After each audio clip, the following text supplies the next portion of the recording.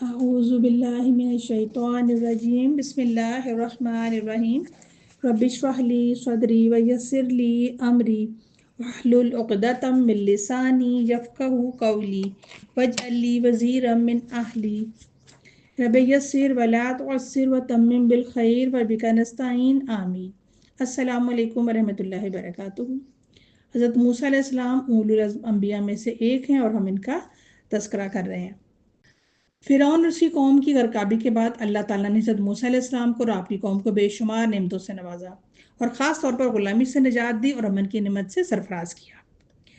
سورہ اعراف میں بھی اللہ تعالیٰ نے اس کو کافی تفصیل کے ساتھ بیان کیا کہ کس طرح اللہ تعالیٰ نے انہیں ان کی عزت اور مال سے محروم کر کے ہلاک کر دیا اور ان کے تمام مالوں اور ملکیتی اشیاء کے مالک بنی اسرائیل کو بنا دیا۔ اللہ تعالیٰ سورہ اعراف میں فرماتے ہیں پھر ہم نے ان کا وارث ان لوگوں کو بنایا جو کمزور سمجھے جاتے تھے۔ یہاں کمزور سمجھنے سے مراد جو ہے وہ بنی اسرائیل کے لوگوں کے بارے میں کہا جا رہا ہے۔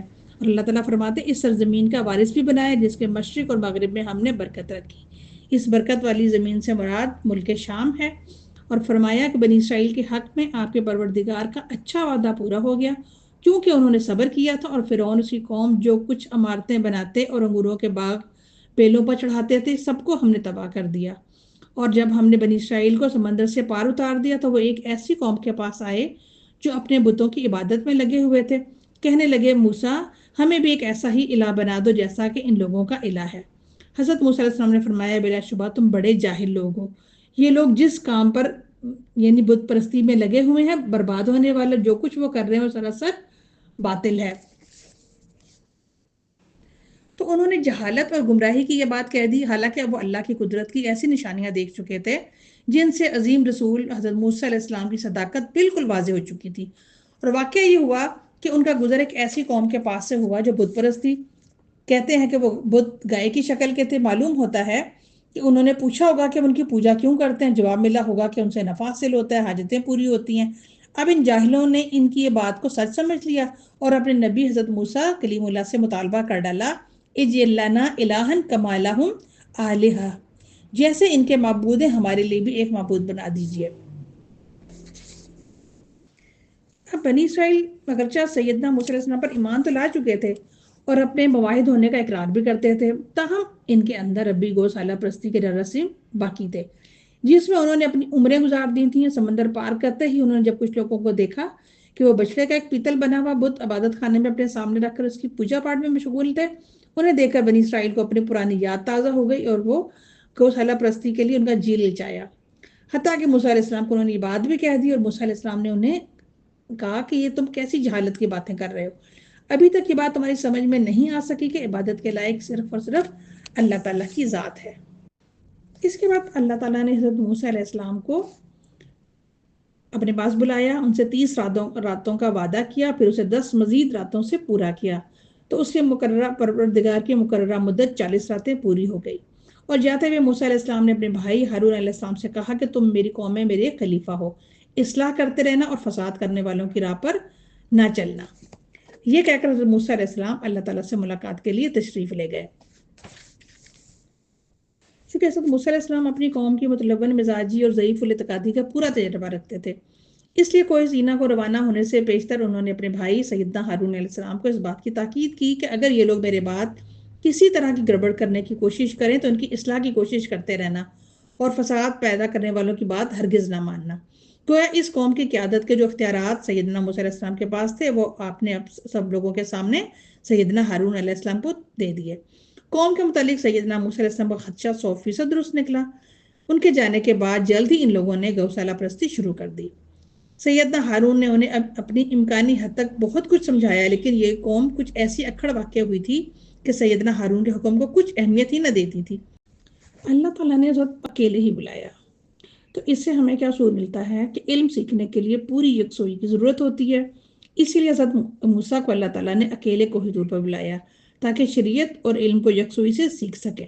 اسی طرح سے نبی کریم صلی اللہ علیہ وسلم بھی جب غار حرا میں جاتے تھے اور وہ غور و فکر کرتے تھے اور پھر آپ کو وہاں پر اللہ تعالیٰ نے نبوت سے نوازا تھا۔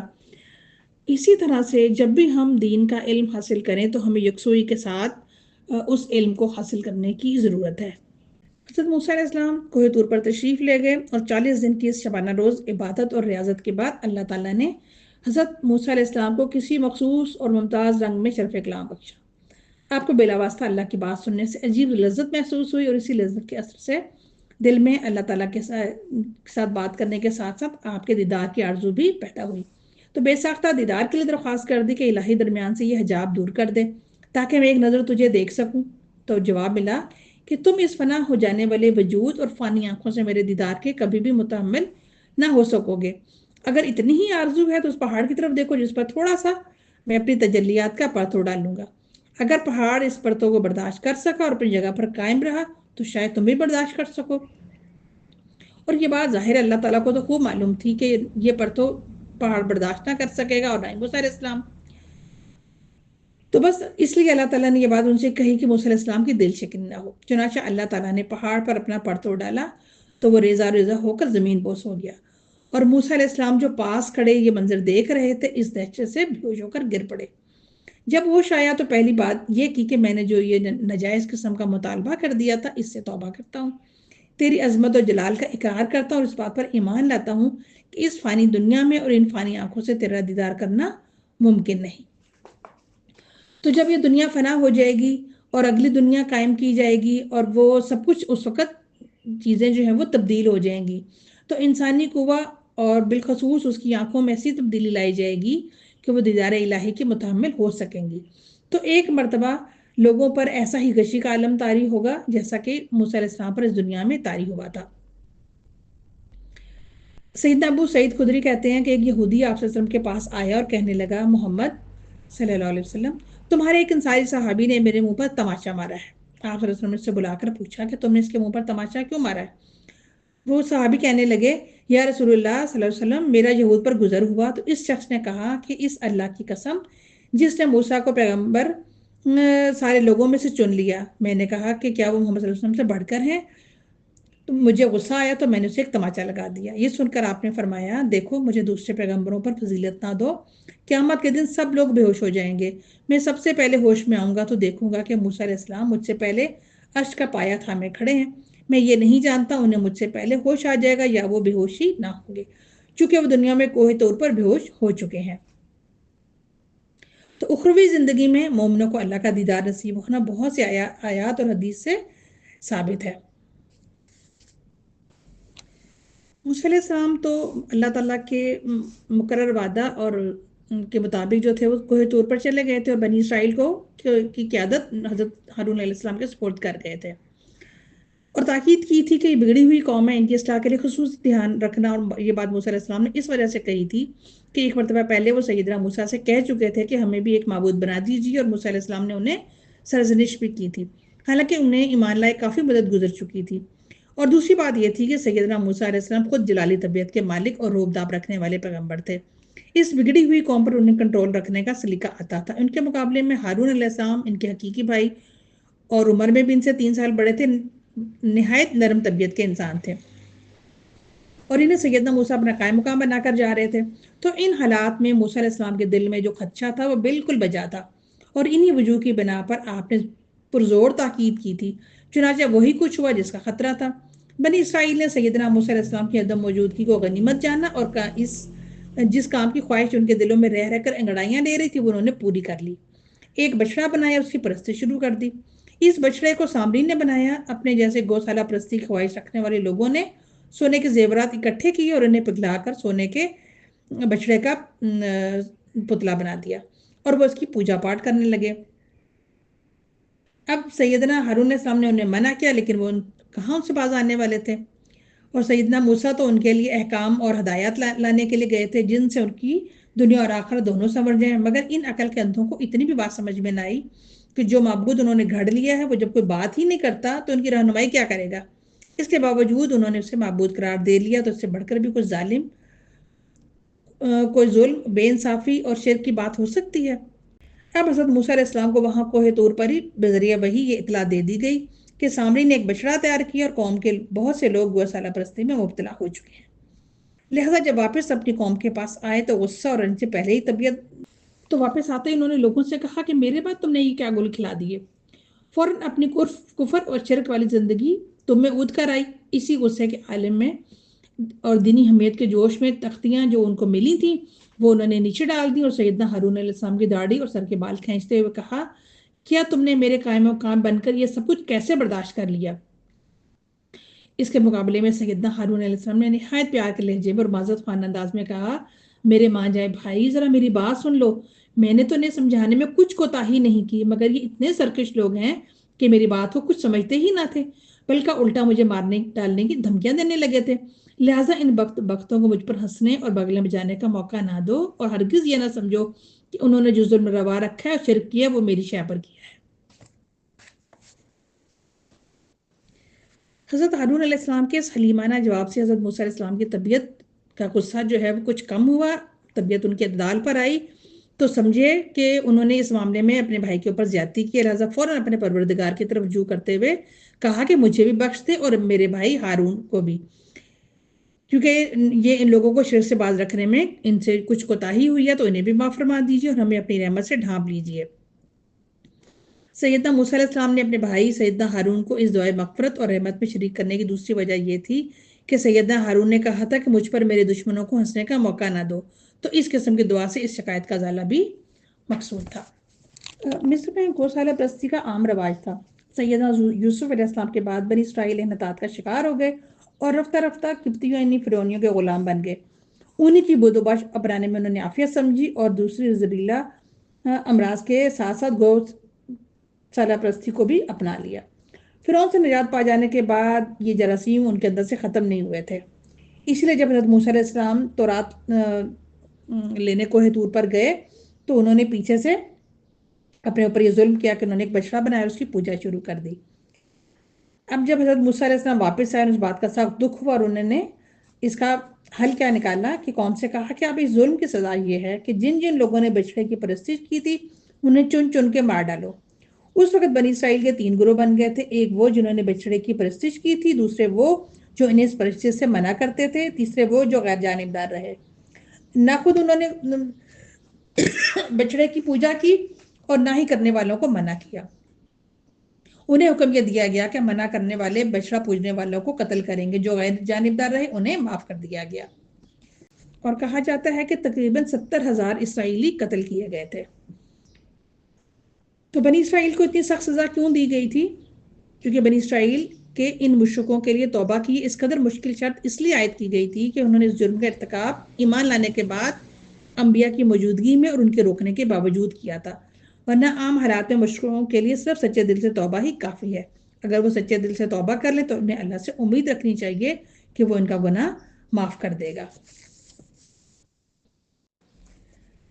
اب جب آپ علیہ السلام نے دعائے مغفرت اور رحمت کے لیے اللہ تعالیٰ ان سے دعا کی اور آپ نے ان بت پرستوں کے حق میں فیصلہ بھی بتا دیا، اس کے اوپر عمل بھی ہو گیا، اتنی دیر میں حضرت موسیٰ علیہ السلام کا غصہ بھی دور ہو گیا۔ آپ نے وہ تختیاں زمین سے اٹھائیں، پھر ان تختیوں کی مختلف قبائل کے لیے نقول تیار کرائی گئیں۔ ان میں اگرچہ زندگی کے لیے رہنمائی تو موجود تھی، اس لحاظ سے یہ اللہ کی رحمت بھی تھی، مگر یہ رہنمائی تو اسی شخص کو سود مند ہو سکتی ہے جو یہ سمجھتا ہو کہ یہ واقعی اللہ تعالیٰ کی طرف سے ہماری رہنمائی کرتی ہے اور اللہ سے ڈرتے ہوئے ان پر عمل بھی کرے، مگر جو لوگ خود ہی ہدایت کے طالب نہ ہوں انہیں ان سے ہدایت نہیں ملے گی۔ تو بنی اسرائیل کے لوگ ایسے بدنہاد واقع ہوئے تھے کہ موسیٰ علیہ السلام کی زبان پر بھی وہ اعتبار نہیں کرتے تھے۔ جب موسیٰ علیہ السلام نے ان کے سامنے کی تختیاں پیش کی تو وہ کہنے لگے کہ ہمیں یہ کیسے معلوم ہوگا کہ کتاب واقعی اللہ تعالیٰ کی طرف سے نازل ہوئی ہے اور اللہ تعالیٰ واقعی آپ سے ہم کلام ہوا تھا۔ تو اس صورتحال سے جب موسیٰ علیہ السلام سخت پریشان ہوئے تو اللہ تعالیٰ نے انہیں فرمایا کہ 70 آدمیوں کو اپنے ساتھ کوہ طور پر لے آؤ۔ چنانچہ موسیٰ علیہ السلام نے اپنی قوم سے 70 آدمی منتخب کیے اور انہیں اپنے ہمراہ طور پر لے گئے۔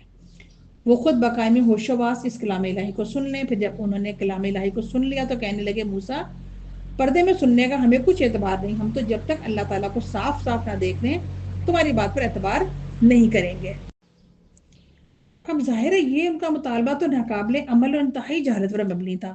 موسیٰ علیہ السلام جب خود بھی اللہ کی تجلی کی تاب نہ لا سکے اور بے ہوش ہو کر گر گئے تھے اور پہاڑ بھی ریزہ ریزہ ہو گیا تھا، تو بھلا یہ کس کھیت کی مولی تھے؟ ان کے اس مطالبے پر ان پر بجلی گری، شاید یہ بھی اللہ کی تجلی کی کوئی صورت ہو۔ آن کے آن میں انہیں بھسم کر ڈالا۔ اب موسیٰ علیہ السلام کو یہ فکر دامن گیر ہوئی کہ اکیلے واپس اپنی قوم کو جا کر کیا کہیں گے۔ چنانچہ پھر اللہ تعالیٰ سے دعا کی اور اللہ تعالیٰ سے فرمایا کہ اگر تیری یہی مشیت تھی تو آج سے پہلے انہیں اور مجھے بھی ہلاک کر دیا ہوتا. کیا آج تو ان نادان لوگوں کی بات پر ہمیں ہلاک کرتا ہے؟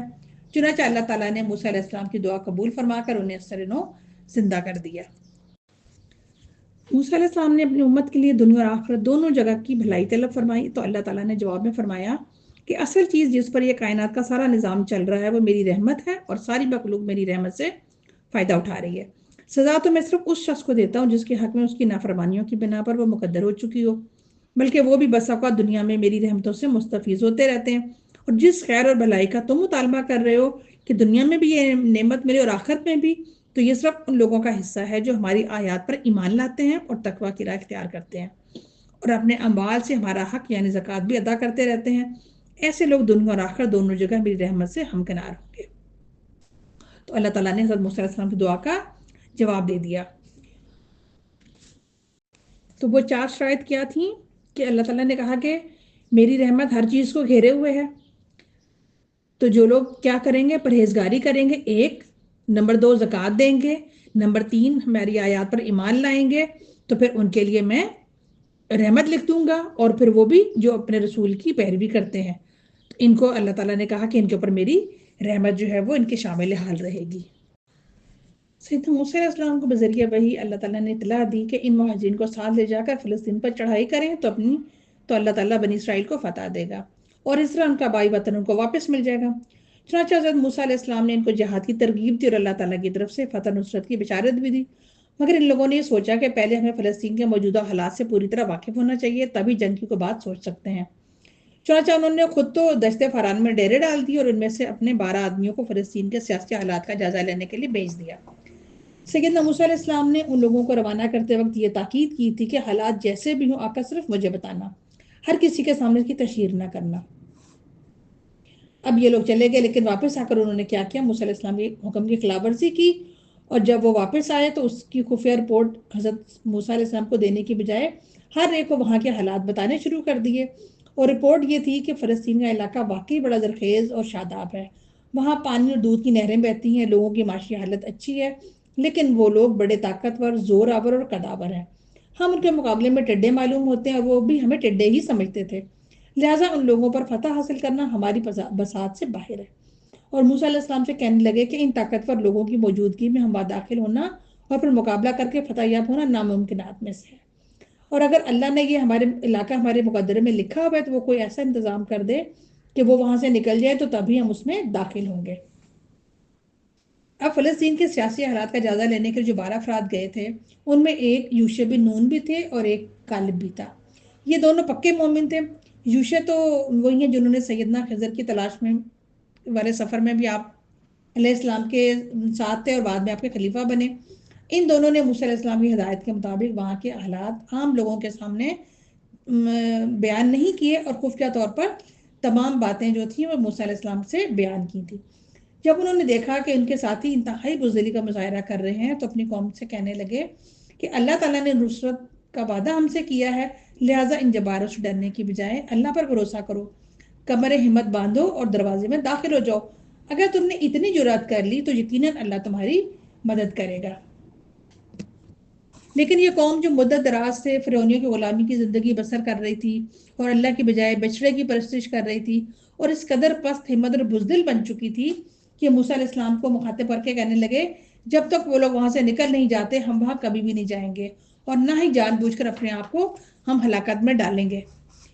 اگر آپ جہاد پر اتنا ہی اصرار ہے تو جاؤ تم اور تمہارا رب جا کر ان سے مقابلہ کرو، ہم تو یہاں سے آگے نہیں جائیں گے.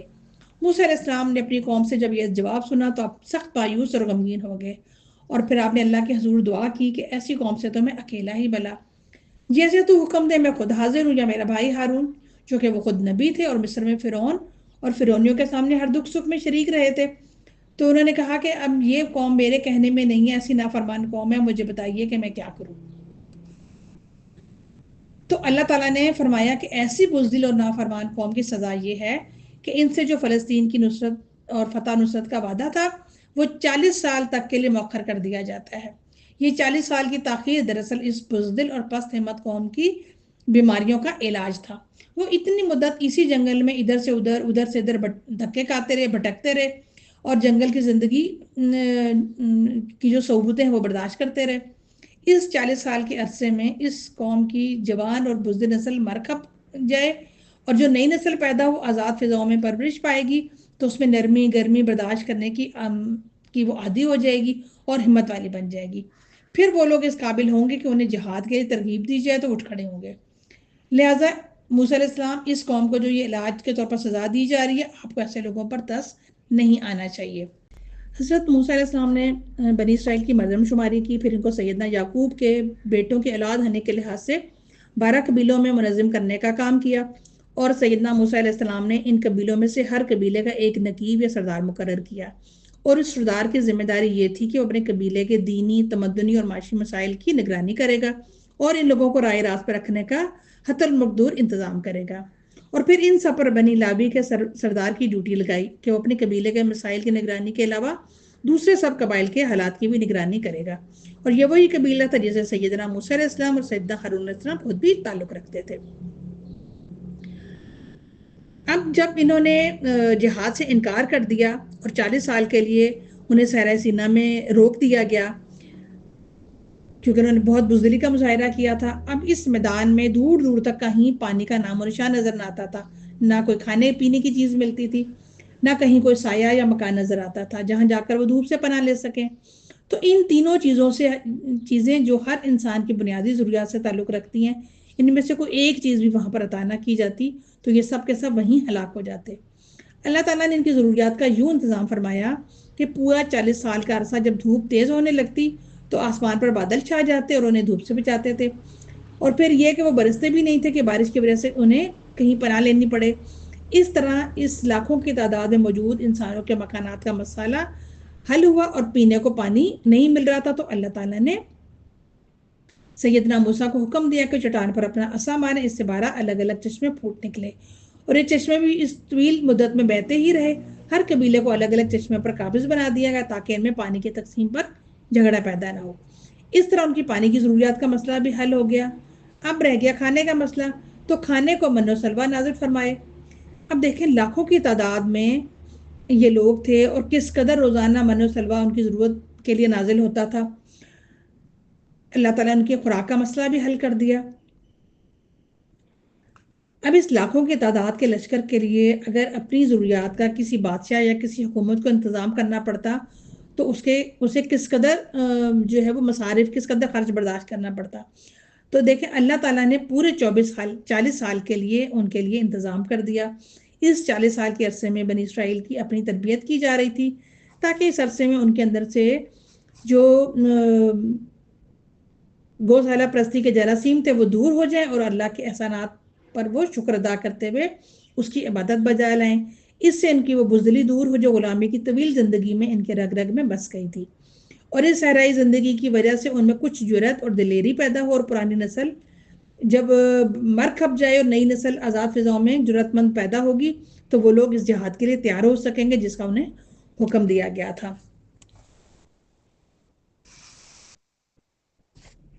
اب ان لوگوں نے اللہ کے ان احسانات کا شکر ادا کرنے کی بجائے اس کی نافرمانیاں شروع کر دیں، اور تاکیدی حکم کے باوجود من و سلوہ کو ذخیرہ کرنا اور دوسروں کو ان کے حق سے محروم کرنا شروع کر دیا۔ پھر ان نافرمانیوں کی سزا خود ہی بھگتنا پڑی ان کی۔ اب دیکھیں یہ جو من و سلوہ تھا یہ باریک باریک سے دانے دار سا تھا، یہ کھانے کا سامان جو اوس کی صورت میں برستا تھا، اور یہ صبح کو وہ اپنے لیے اس کو اکٹھا کر لیتے تھے، اور یہ چھوٹے چھوٹے سے جو پرندے تھے یہ اتنے نیچی پرواز کرتے تھے کہ یہ آرام سے اسے شکار کر کے اپنی ضرورت کو پورا کر لیتے تھے، لیکن ان سے یہی کہا گیا تھا کہ سب اپنی ضرورت کے مطابق صرف یہ من و سلوہ حاصل کریں اور اس کو کوئی ذخیرہ نہیں کرے گا، لیکن یہ اس کو زیادہ حاصل کر لیتے تھے، لالچ کرتے تھے اس کا، اور کچھ لوگ جو ہیں وہ ان کو ان کے حق سے محروم کر دیا جاتا تھا، اور یہ پھر ان کے اپنے بھی استعمال کے قابل نہ رہتا تھا کیونکہ یہ گل سڑ جاتا تھا۔ تو اس طرح کی نافرمانیاں انہوں نے کی اور ان کی سزا بھی انہوں نے خود ہی بھگتی۔ 40 سال کے بعد ریہ کا شہر تھا جو سب سے پہلے بنی اسرائیل کے ہاتھوں فتح ہوا اور جہاں انہیں آباد ہونے کا حکم بھی دیا گیا۔ اب یہاں اسی جنگل اس ویرانے میں ایک طویل مدت کے لیے بنی اسرائیل کو جو محصور کیا گیا تھا انہیں من و سلوا جیسی نعمتیں بلا مشقت مل رہی تھیں، مگر وہ ان چیزوں کو کھاتے کھاتے اکتا گئے تو زمینی پیداوار کا مطالبہ کر دیا۔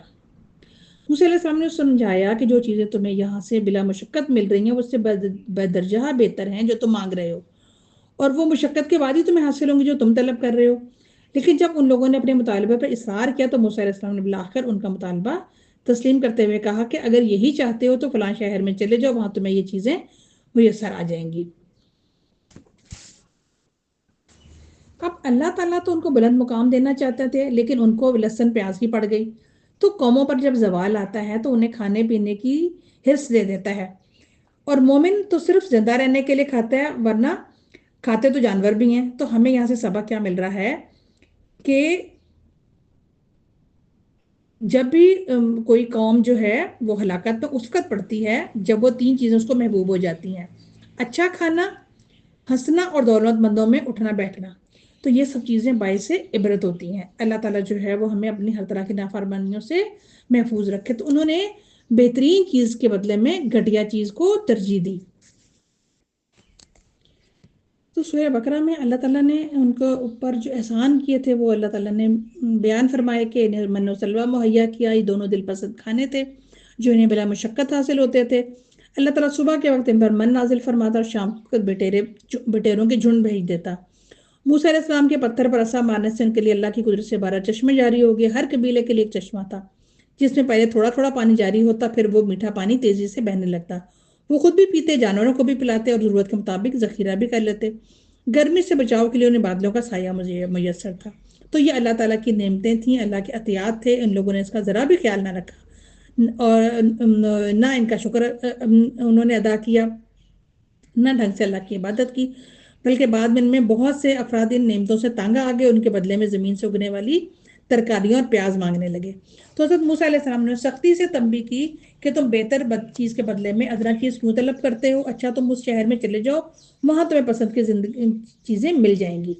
یعنی یہ جو بے مثال نعمتوں کے بدلے تم ان چیزوں کا مطالبہ کر رہے ہو جن کے لیے تمہیں محنت کرنی پڑے گی، اور محنت کے بعد تمہیں وہ کھانا پینا جو ہے وہ حاصل ہوگا۔